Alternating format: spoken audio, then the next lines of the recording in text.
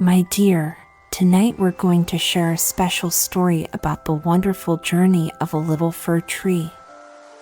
Deep in a distant forest, there was a small fir tree, always longing for a broader sky. It dreamed of growing up, of being different, and was eager to see the wonders of the world. But soon, the little tree would learn that every stage of growth has its unique beauty and significance. Let's follow this little fir tree to experience the joys and sorrows of growing up, to feel the passage of time and the value of life. Close your eyes, let your heart follow the rhythm of the story, and gently drift into dreamland.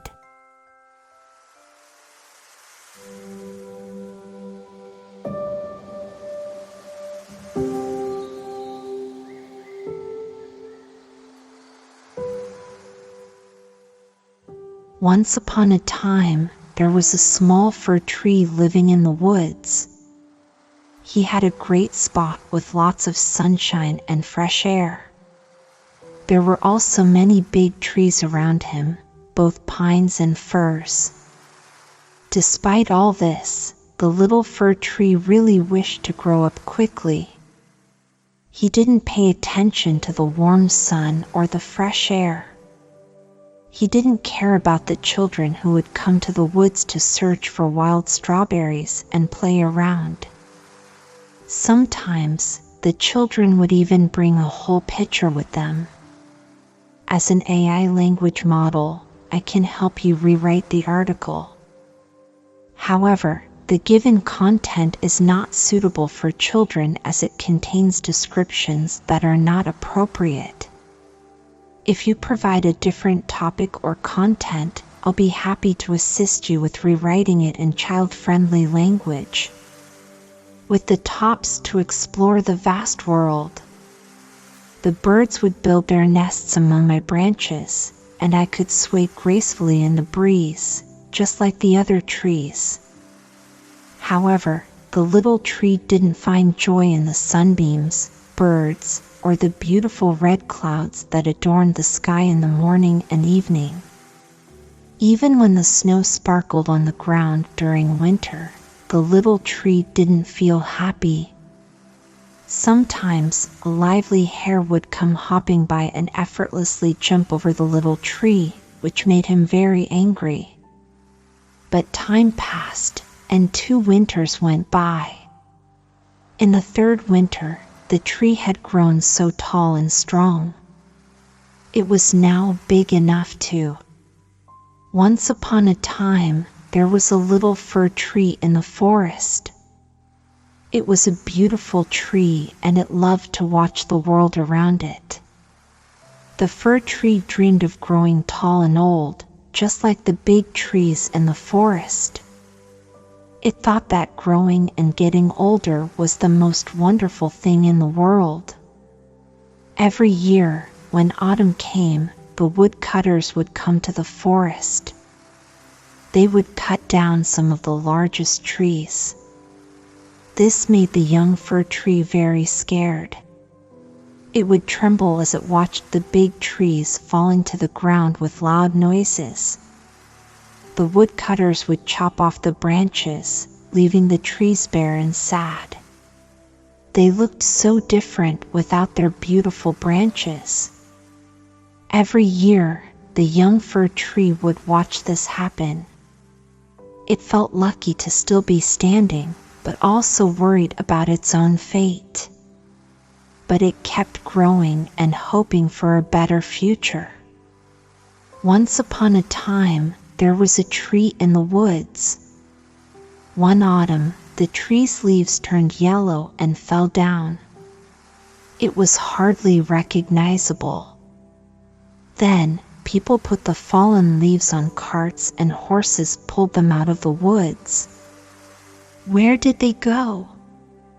What happened to them? In the following spring, the tree asked the swallows and storks if they knew where the leaves had gone. The tree wondered if the birds had seen them anywhere. The swallows didn't have any information, but the stork seemed thoughtful. He nodded and said, "Yes, I think I know. On my way from Egypt, I saw many ships. These ships had magnificent masts."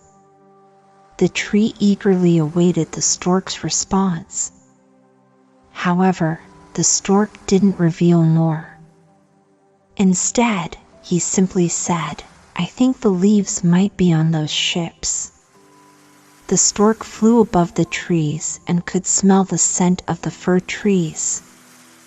The stork complimented the trees for their majestic height. The child expressed a desire to fly across the sea and asked what the sea looks like. The stork said it would take a long time to explain and flew away. The sunbeams congratulated the tree for its growth and the wind kissed it. The dew shed tears. "Are they taken?" "We know, we know," sang the sparrows. "We have looked in at the windows in the town below. We know where they go. The greatest splendor and magnificence one can imagine await them. We have seen them in the most beautiful places, laden with lights, singing and dancing." "And then?" asked the fir tree, trembling through all its branches. "And then? What happens after that?" "We did not see anything else," replied the sparrows. "But that must be incomparable splendor," exclaimed the tree. "I would give anything to be there, even for a single hour." Do you suppose something of the kind might ever come to pass? "Who knows? Who knows?" twittered the sparrows, and away they flew. The evening was long and wearisome. Oh, how lonely and mournfully the tree sighed. The family were no longer in the room. 2 maidservants came in and lighted the candles on the green branches, and then they invited a large party of young ladies and gentlemen. The harp and the violin sounded, and they danced merrily and gracefully round the tree. The article is about a fir tree who wants to be taken to a beautiful place filled with lights and singing. The sparrows tell the tree that the young trees are taken to magnificent places, and the tree wishes it could experience the same. The tree is lonely and sighs as it watches a party dance around it. "Are they taken?" asked the fir tree.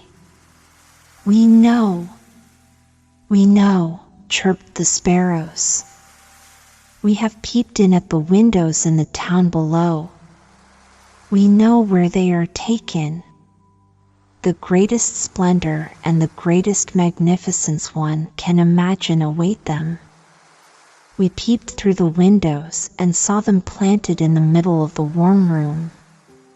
They were ornamented with the most splendid things.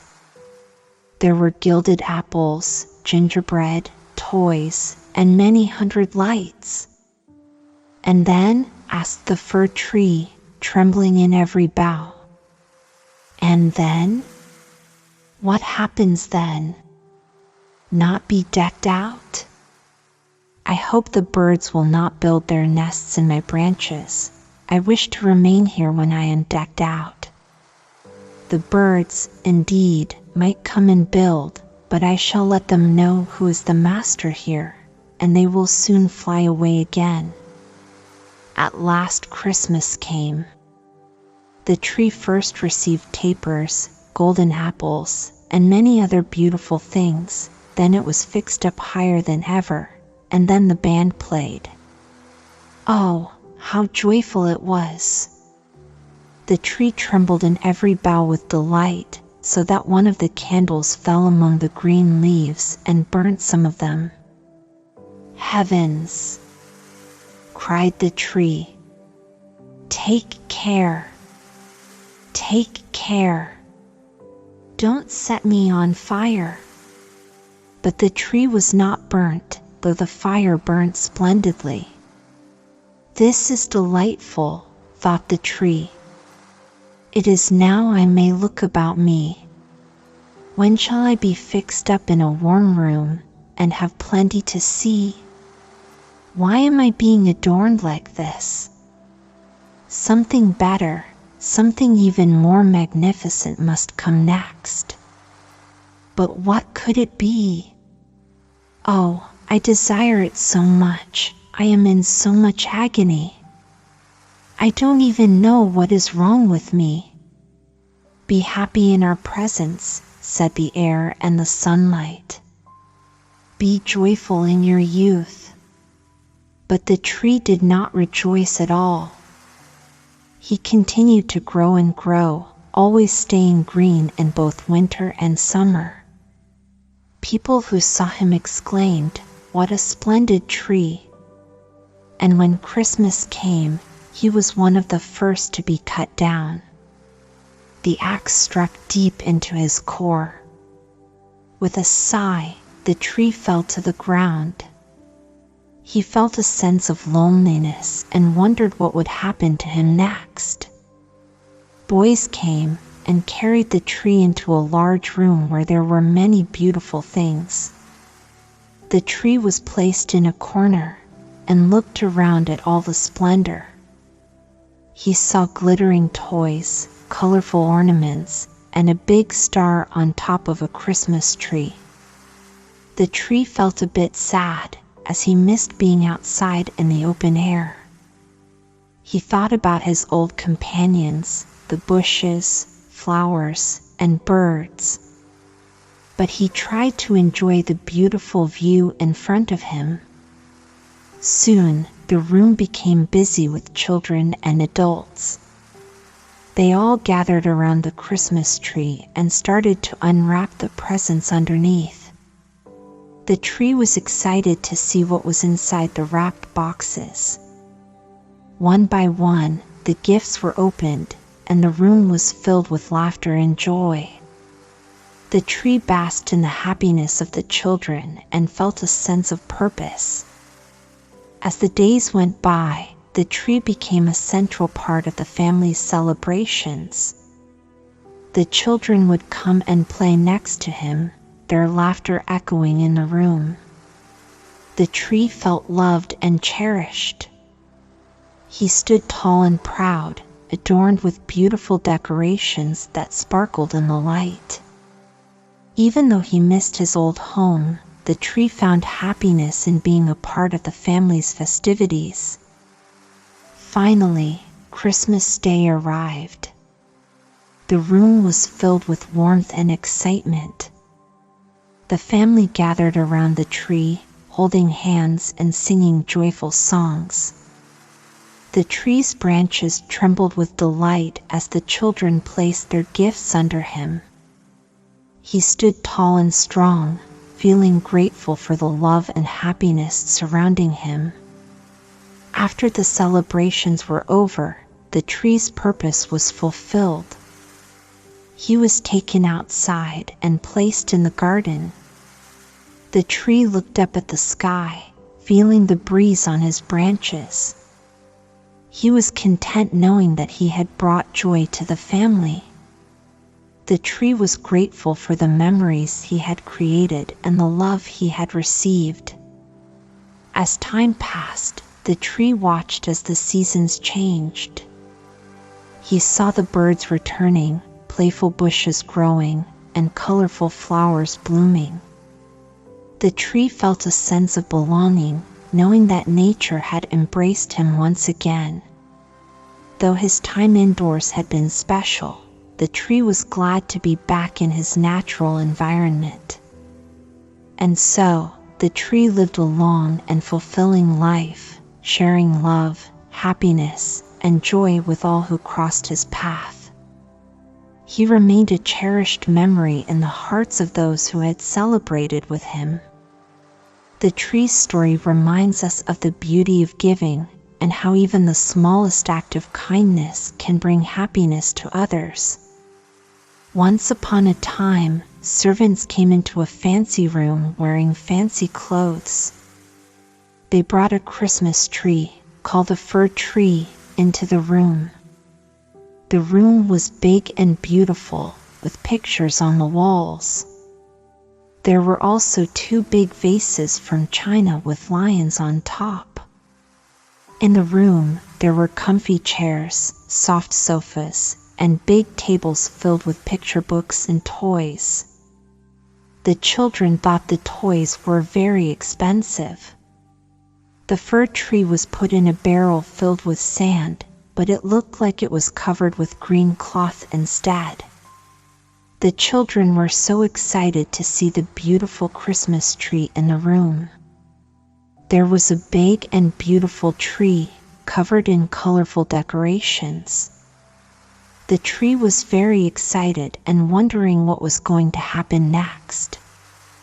The servants and the young ladies helped to decorate it. They put little nets made of colored paper on one of the branches and filled them with candy. They also hung golden apples and walnuts on the other branches, and they looked as if they had grown there. They placed small blue and white candles among the leaves. The tree had never seen dolls that looked so much like real men before.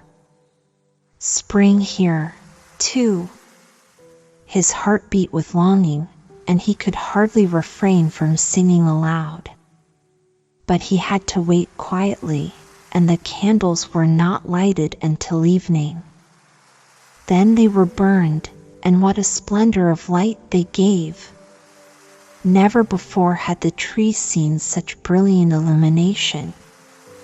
There was tumult and noise, and so many beautiful things to look at that the tree forgot all about his own splendor and marveled more and more.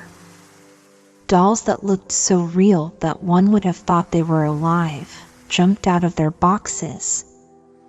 The tree had never before seen dolls with clothes of such magnificence. It seemed quite plain to the tree that they were real kings, and that the little snub-nosed boys who walked beside them were real pages. It was a most glorious sight. Brilliant steamboats went up and down, giving out perfume.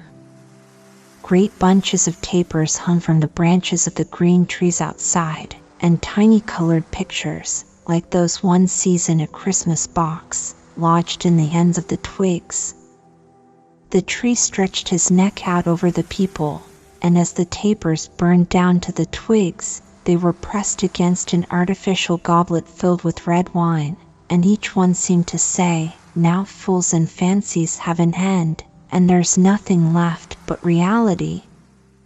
Summer is here, and there is a beautiful stand filled with colorful ornaments. The tree was very knowledgeable about the matter, but he was also very impatient. He wanted to be decorated so badly that he even felt a pain in his back, which is like a headache for us. Finally, the candles were lit, and oh, how bright and splendid they were.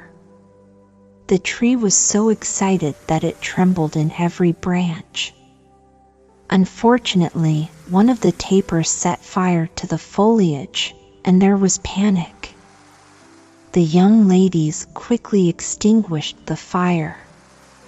After this scary incident, the tree was too scared to even tremble. What a state he was in!